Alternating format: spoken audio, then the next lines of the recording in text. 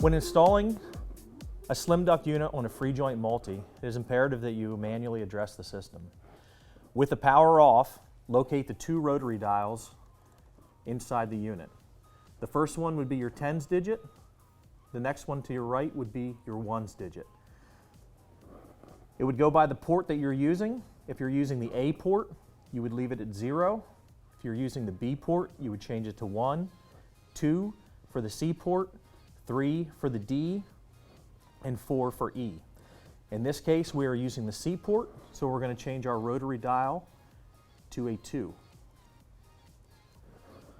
Once that is done and the other units on the system are addressed, you can power up the outdoor unit and it should locate all the indoors. For service manuals and other documentation, please visit our website at samsunghvac.com or use our Samsung HVAC mobile app to download any technical documentation.